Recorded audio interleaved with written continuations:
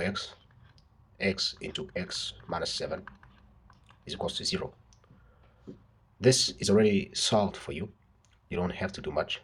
It's already factorized basically, because this x, which is outside this bracket, is the same as saying x plus 0 multiplied by x minus 7 equals 0. So basically you got two brackets.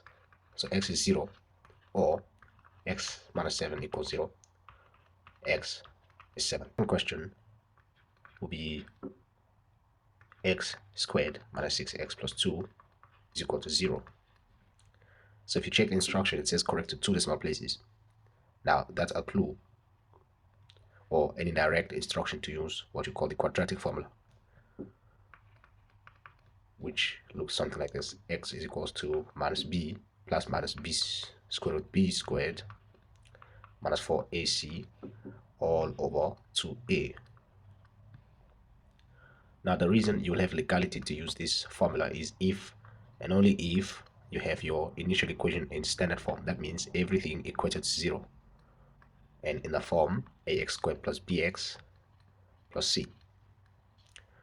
And of course, as you can see, our equation is indeed in this form, so we can go ahead and use the quadratic formula. Our b is minus 6. Minus 6 squared, a is 1, c is 2. A is still 1. If you simplify this a little, you'll have 6 plus minus 36 minus 8 all over 2. X will be 6 plus or minus 36 minus 8 is 28 all over 2. Now at this point, you could try and see if your square root can be simplified, and yes, it can. So you got 6 plus minus 2 square root 7 all over 2. So you now have 6 plus square root 27. Pardon.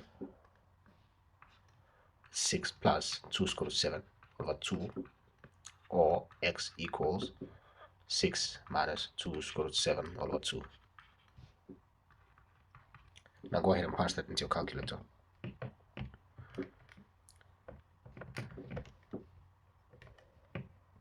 And I got 5.645751311, which can be rounded off to 2 decimal places. I look at the third digit, it's 5, so it means the second digit will increase, so this will be 5.65. Or if I look at this other x value, replacing the positive sign with the negative sign, I get 0.354248688.9, which I can then round off to 0.35 because the third digit is below 5, so it will not affect the second digit. Third equation, it's a third. We have x minus 1 square root x minus 1 plus 1 equals x. Of course, your first step would be to have your third isolated. So that means you're just gonna subtract 1 on both ends. And then for me to remove the square root, I'll have to square both sides.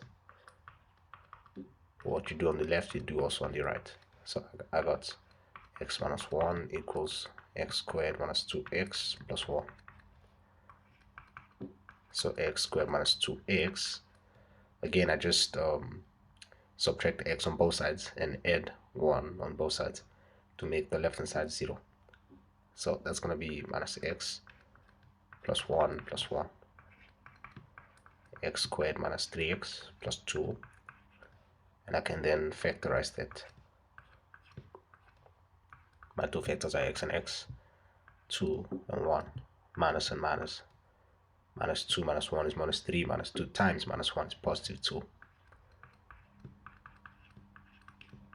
So those are my two factors. That means x is either 2 or x is 1. Now the final stage will be to test out the answer. You don't have to write this on your answer script, just script it on the side. test it into the original equation. So when x is 2, the left hand side will look something like this.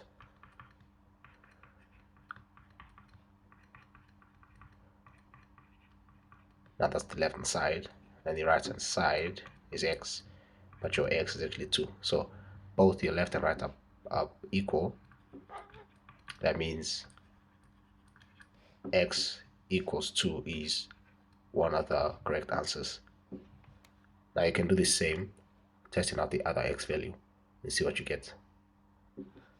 If I go ahead and test, put my positive 1 there, I will have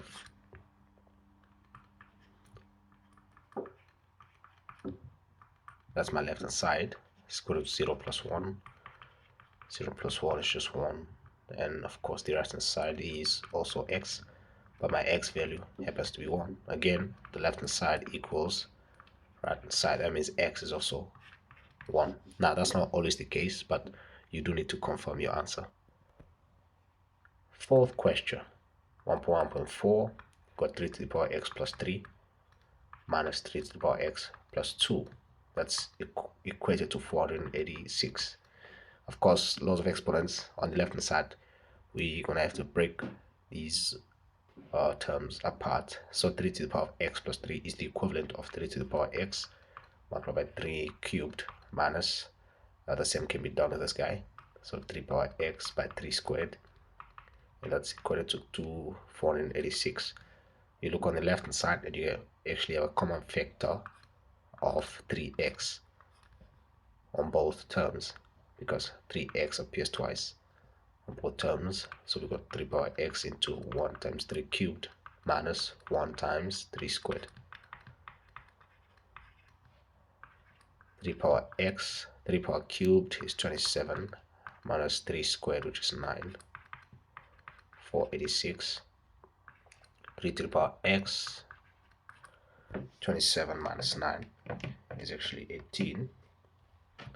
That's equal to 486. And this is all divide both sides by the number that's inside the bracket, which is 18. We have 3 to the power of x equals 486 divided by 18 becomes 27. Now 27 can be rewritten in exponential form as 3 to the power of 3. Now laws of exponents, if bases are the same, so are the exponents, and vice versa. That means our x value here would then be 3.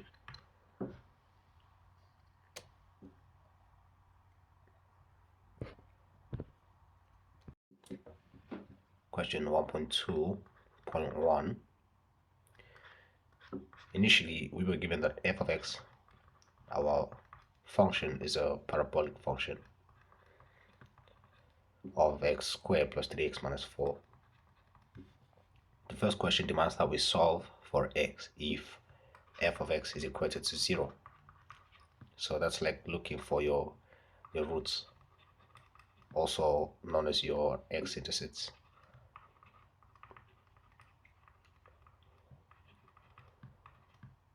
So we can do this by method of factorization. Whichever method you choose should be fine.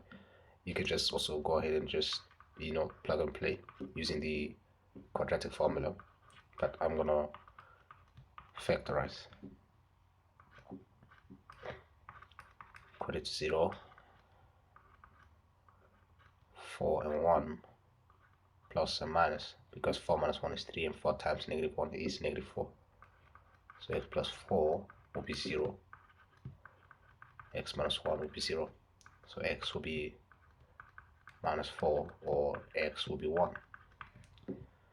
That means you got roots at negative 4 and 1 respectively. 1.2.2 will be solve for x if f of x was said to be less than 0. Again, you do the same thing.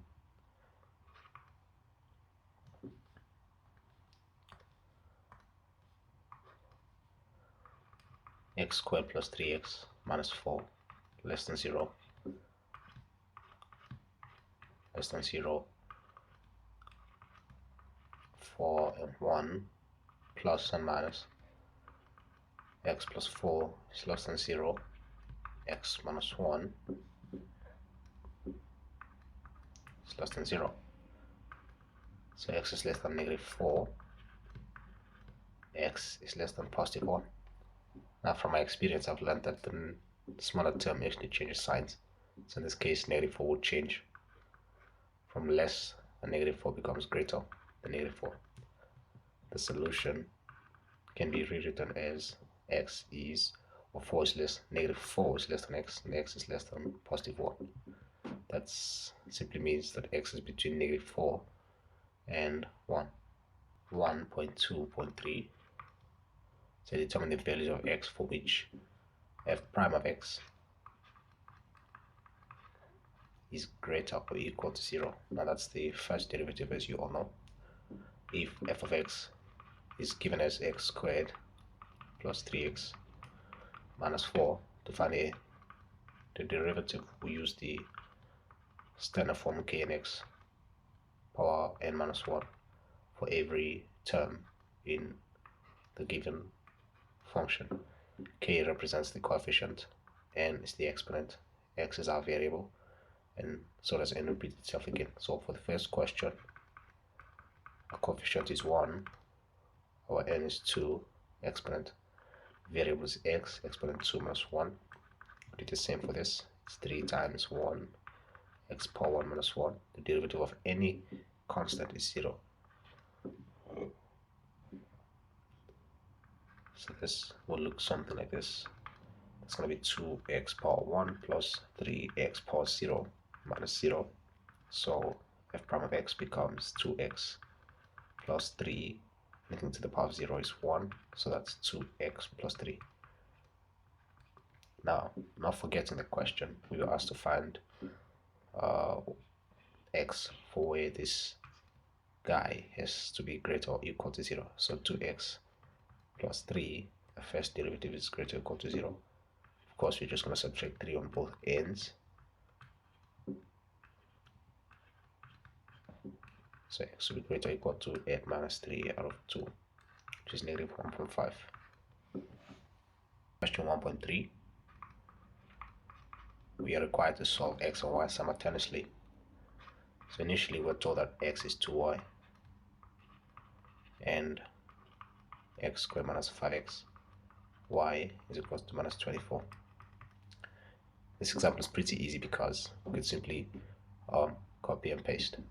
So using the first equation, we can tell that in the stead or in the place of x, we can just simply replace that with 2y, and we can identify that variable x at 2 places. That's at x squared and at 5xy. So it will look something like this: 2y whole squared minus 5x, again is 2y times y equals minus 24. You just work that out and see what you get. So that's going to be 4y squared minus 10y squared equals negative 24.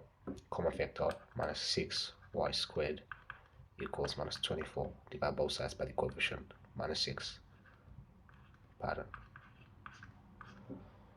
So y squared equals 4.